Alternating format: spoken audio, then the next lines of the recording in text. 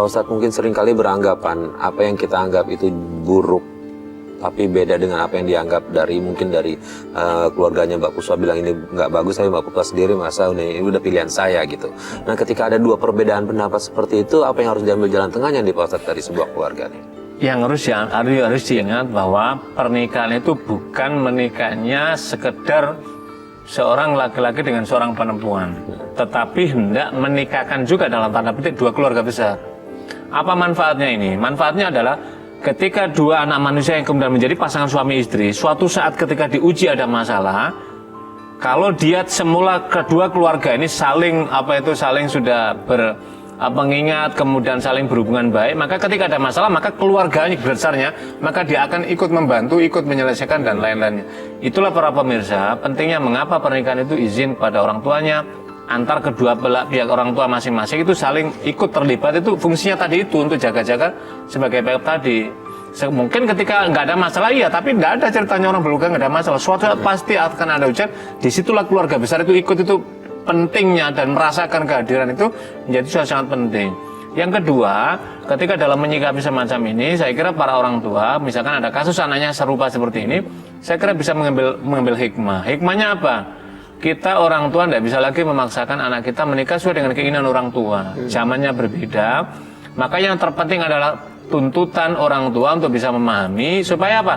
Kelangsungan keluarga anak kita ini bisa berlangsung dengan baik sepanjang tata cara, ketentuan agama tidak ada yang dilanggar oleh anak kita. Saya kira kita sebagai orang tua perlu juga memahami apa sesungguhnya aspirasi anak kita. Yang ketiga, kalau tadi misalkan Mbak tadi ada cibiran taruhlah tadi dengan orang tua, tapi kalau Mbak Puspa meyakini bahwa saya tidak ada yang saya langgar dalam agama dan saya lihat ini laki-laki yang sekarang berjumpa dengan saya ini laki-laki yang baik, saya kira tidak apa-apa gitu, sepanjang pernikahan kita itu tidak melanggar ketentuan agama. Oke, artinya di situ mungkin keluarga nggak setuju mungkin ya dengan apa yang Mbak Puspa lakukan. Ya, Mbak Puspa tetap meneruskan hubungan dengan pria ini atau tidak? Iya, jadi waktu itu sempat waktu datang ke rumah si cowok ini diusir. Jadi saya juga ikut dia ke Jakarta lagi. Ke Jakarta lagi. Dan kita nekat untuk nikah siri. Keluarga tapi nggak tahu nih.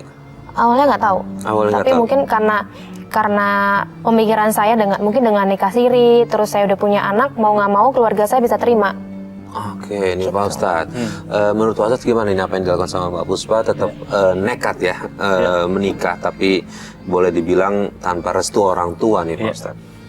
Kalau minta nasihat ini Mas Farid ya, saya sebagai pelaku agama, pendakwah, saya tidak menyarankan ini untuk diikuti. Mohon maaf tidak diikuti. Yang pertama, karena ridho orang tua itu menjadi sesuatu yang sangat penting untuk menjemput ridhonya Allah Subhanahu Wa Taala dalam kehidupan kita. Yang kedua, doa orang tua itu penting dalam kehidupan berumah tangga kita. Karena doa orang tua itu sangat ijabah ketika mendoakan untuk anaknya. Yang ketiga, nikah lari tadi itu sesungguhnya adalah tidak dianjurkan dalam agama, bukan berarti dilarang. Ketika emergency exit dalam keadaan darurat mungkin itu kadang-kadang nekat untuk bilang tadi itu, tapi ini tidak perlu ditiru untuk para pemirsa sekalian. Apa nanti mudaratnya sangat besar. Saya tidak tahu ketika nekat tadi itu Mas Farid, nikahnya itu nikah siri atau nikah dalam agama. Itu ketika walinya tadi gimana? Kan ada hadis Nabi yang menyatakan la nikah illa biwaliyin, misalkan di dalam Imam Syafi'i memberikan pendapat tidak sah nikahnya tanpa wali, meskipun Imam Abu Hanifah dan imam yang lainnya membolehkan, yang penting nanti walinya dengan hakim. Ini gimana, Mbak Puspa? Walinya Mbak Puspa siapa? Kan harusnya kan ayah ya. Iya. Nah, pada saat nikah itu siapa? Itu kayak teman aja sih. Apa? Teman. Oh, teman, dan tanpa ada mandat dari orang tua? Enggak ada. Nah, itu dia. Nah, ini gimana Pak? Ini ada problem ini. Jadi mestinya begini, jadi memang pernikahan itu adalah ada pengantin laki-laki perempuan, kemudian ada saksinya, ada penghulunya, kemudian ada walinya. Wali yang tadi penghulu tadi kan mencatatkan tidak masuk, ada walinya. Kemudian muncul pertanyaan begini, Pak, bagaimana kalau wali ini tidak setuju Tetapi anak ini sudah luar biasa, maka nikah yang kedua adalah wali hakim tambah wali sultan negara. Negara mengambil alih tanggung jawab yang dari orang tua tadi sebagai warga negara karena tidak mau menikahkan, sementara anak ini syarat-syarat semuanya dipenuhi, barulah di sana. Lah, tadi apalagi menikahkan tadi adalah menikahkan temannya. Saya kira para pemirsa sekalian, orang-orang yang pernah menikahkan siri perlu berhati-hati dan perlu memahami. Tidak sekedar wah ini gampang, mesti harus merujuk pada orang tua. Kenapa? Orang tua inilah menjadi penanggung jawab kepada putrinya sebelum dia menikah. Makanya kan ada kewajiban orang tua. Kapan? Memberikan nama yang baik, memberikan pendidikan yang baik, dan menikahkan ketika umurnya telah cukup. Nah ini kan dalam kasus tadi kan menjadi berbeda. Cuman kan ada perbedaan, Mas Farid. Perbedaannya apa? Ini sudah menikah, sudah apa itu? Maaf ini janda, artinya sudah menikah dan yang belum. Ketentuan agamanya juga menjadi berbeda.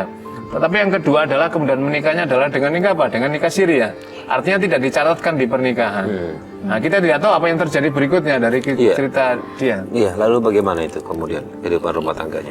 Iya, mungkin karena seperti Pak Ustadz tadi bilang, kalau menikah tanpa restu orang tua itu ya nggak akan bahagia gitu. Dan saya mengalami itu Pak Ustadz. Jadi selama kita menikah awalnya emang baik-baik aja, Mas. Baik-baik aja, bahagialah seperti pertama-pertama orang lain menikah. Tapi makin kesini suami saya tuh kayak makin males kerja, kasar, suka mukul.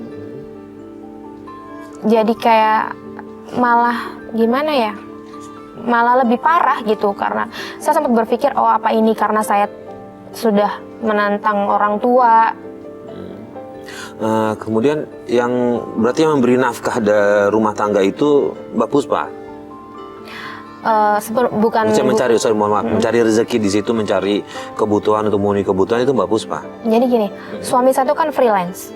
Nah, kalau freelance itu kan dia nggak tetap, maksudnya nggak menentu. Nah, saya sebagai seorang istri mungkin saya berpikir kenapa nggak saya membantu gitu. Saya cari pemasukan lain dengan cara apapun itu kerjaan saya lakuin gitu kan. Cuman mungkin karena dia tahu saya sudah bekerja, penghasilannya juga lumayan, jadi dia bersikap gitu. Dengan jadi bersikap seenaknya gitu. Malas-malesan lah tidur gitu. Apalagi kan kita sudah ada anak gitu. Oh, udah punya anak. Udah Boleh ada dari anak. suami yang ini punya anak? 1. Selain dia malas bekerja, adakah perilaku dia lain yang menyakiti fisik Mbak Puspa? Iya, kayak mukul, nendang gitu.